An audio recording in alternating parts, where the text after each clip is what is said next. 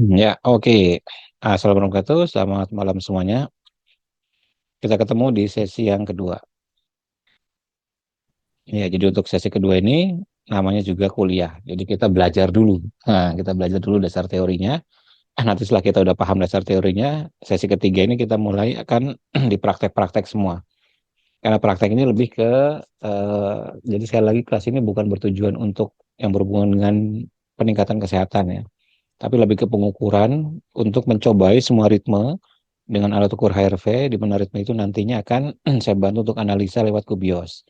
Karena nggak semua orang bisa melakukan instalasi Kubios, apalagi melakukan analisa.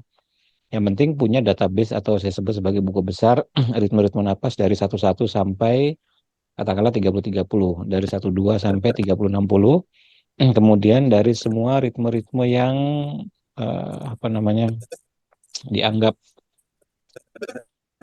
teknik-teknik besar lah, teknik besar-besar di dunia. Seperti misalnya Wim Hof, kemudian ada Bastrika, ada kapal bati, ada macam-macam. Nah, teknik-teknik besar ini tujuannya apa? Supaya nanti kita tahu apakah teknik-teknik yang besar ini dampaknya di badan itu seperti apa. Apakah sehebat itu gaungnya, kira-kira begitu. Apakah sekeren itu gaungnya yang dikatakan bisa A, B, C, D, bisa menyembuhkan ini, itu, dan sebagainya, kanker lah, kemudian dari segala macam, ya kan? Ya tentu saja namanya teknik yang diuji coba pada manusia, pasti akan ada testimoni. Ya, jangan begitu. Kalau misalnya sekarang seluruh peserta yang ada di grup Kurama ini, saya minta supaya coba setiap hari makan delima, pomegranate ya. Setiap hari makan delima. Pasti kalau saya tunggu 1 bulan kemudian, mesti ada yang membaik tuh. Ya kan, karena delima itu kan antioksidannya tinggi. Kalau setiap hari makan delima, delima itu sebijinya mungkin sekitar 20 sampai 25 ribu ya. Nah, sebijinya agak gede. Setiap hari makan delima, terus setiap hari makan delima, pagi makan delima, besoknya makan delima lagi, besoknya makan delima lagi. Pasti ada perbaikan pada aspek kesehatan tertentu. Pasti ada yang melaporkan. Nggak mungkin katakanlah 50 orang dalam satu grup mempraktekkan tidak ada yang laporan membaik, itu nggak mungkin. Pasti salah satunya ada yang membaik, ya kan? Ya sama juga ketika dipraktekkan teknik Wim Hof misalnya, dari sekian banyak orang ada yang membaik, ada. Di posting untuk perbaikan CA, ya ada yang memposting seperti itu gitu kan. Tapi ketika dipraktekkan ternyata tidak membawa kesembuhan yang cukup berarti pada pasien CA, walaupun katanya tekniknya bisa membuat tubuh basah, walaupun katanya menurunkan inflamasi dan sebagainya gitu kan. Tapi tetap aja, nah maka dari itu inilah pentingnya sebuah teknik itu harus diukur supaya apa? Seperti yang saya bilang di sesi pertama, supaya nggak kagetan, nggak getunan. Getun tuh apa? Nggak gampang kesal gitu kan. Ojo kagetan, ojo getunan, ojo gumunan. Jangan gampang gumun. Nah, begitu. Sehingga nanti rasional. Oke, ada teknik. Ya udah, tekniknya ini saya udah punya alat ukur HRV, saya ngerti cara ngujinya, saya uji dulu di badan. Kalau hasilnya ternyata bagus, dampaknya A, B, C, D, berarti teknik ini di badan saya oke, cocok. Ya kan? Lalu ada teknik lain lagi. Oke, ini teknik ini kelihatannya bagus, dibawakan sama misalnya penemunya dokter, misalnya katakanlah begitu ilustrasinya, contohnya. Lalu kemudian ada banyak dokter yang belajar, misalnya begitu. Coba saya praktekkan, lalu saya ukur. Oh, ternyata hasilnya lumayan, misalnya begitu. Tapi tidak sebaik seperti teknik yang pertama yang sudah saya uji, misalnya. Berarti teknik ini menjadi teknik yang kedua nanti saya praktekkan. Karena dampaknya tidak signifikan seperti yang pertama, misalnya begitu. Tapi suatu saat, pada kasus-kasus khusus, teknik yang kedua ini jauh lebih powerful dibandingkan yang pertama. Mungkin nggak? Sangat mungkin sekali. Nah itu, nah, maka kita tetap rasional untuk memposisikan sebuah teknik ketika dipraktekkan ke badan itu apa yang harus dikejar. Nah begitu. Jadi ini tujuan dari kelas ini. Sehingga apa? Tetap rasional di dalam memandang semua teknik pernapasan, apapun seluruh dunia. Ya kan? Makanya saya kasih contoh yang paling gampang yang waktu sangat rame hype sekali titik puspa itu senci, ya kan? Senci itu semua orang berbondong-bondong latihan, mungkin ratusan atau ribuan orang.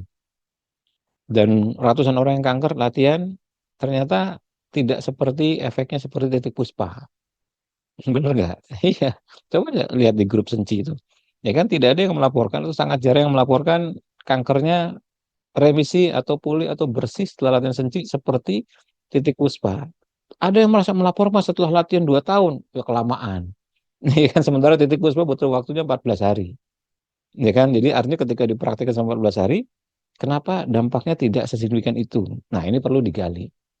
Saya udah mempraktikkan senci itu dengan versi saya ya, dengan versi saya. Jadi ternyata ketemu setelah diukur pakai HRV, peningkatannya di ini. Makanya akhirnya saya bisa sederhanakan. Ya kan? Teknik-teknik itu akhirnya jadi bisa disederhanakan. Sama kayak napas ritme. Ternyata ilmu pernapasan ya sederhana. Kenapa? Hanya ada napas cepat sama napas lambat sama napas super lambat. Nah, udah cuma tiga itu aja. Yang kemudian ritmenya bisa diatur sedemikian rupa detiknya tarik napas buang napasnya bisa dicepatkan, bisa dilambatkan, bisa disangat lambatkan. Bagi yang kemarin melihat zoomnya Pak Jarot gitu kan yang mengenai prostat, yang beliau kemudian menggunakan napas lambat yang dibarengi dengan kekuatan batin, nah ini kan jadi pertanyaan, cuman gitu doang kan dalam tanda kutip cuman gitu doang. Tapi gitu doang itu kan lahir dari orang yang sudah latihan rutin, ya kan? Yang sudah punya keyakinan penuh terhadap ilmu pernapasan itu, teryakinkan. Kan beliau kan cerita di YouTube-nya yang terakhir kemarin waktu testimoni, yang prostat itu kan testimoninya beliau sendiri ternyata kan. Saya pikir testimoni orang begitu. Menggunakan napas lambat dari OMG, ritme 20-20 sampai 25-25. Baru kemudian membaik. Tapi tentu tidak semua orang bisa masuk pada ritme 25-25. Apabila paru-parunya tidak bagus, VO2max tidak bagus, maka dia nggak akan bisa. Maka pada titik ini kita tidak bisa meniru apa yang dilakukan oleh Pak Jarod dalam waktu periode tertentu dengan mengurangi semua suplemen, hanya menggunakan napas lambat dan menggunakan kekuatan batinnya untuk percaya pada Tuhannya, kira-kira begitu tuh. Iya kan? Gimana cara kita nirunya kan? Nggak bisa. Niru napas lambatnya mah gampang. Audionya yang dipakai audio OMG. Ritme 20-20 sama ritme 25-25. Tapi meniru kekuatan batinnya nggak bisa. Kenapa? Karena itu lahir dari perjalanan spiritual sepanjang hidupnya Pak Jarod. Kita nggak bisa menyamai seperti itu. Mungkin kita bisa di atas, mungkin kita bisa di bawah. Ini kan tentu sangat berbeda gitu. Nah, maka dengan HRV ini kita jadi rasional. Kenapa napas lambat jadi bisa untuk hal seperti itu? Oh, ketika dipraktekkan, diukur pakai HRV, ternyata very low frekuensi ini tinggi.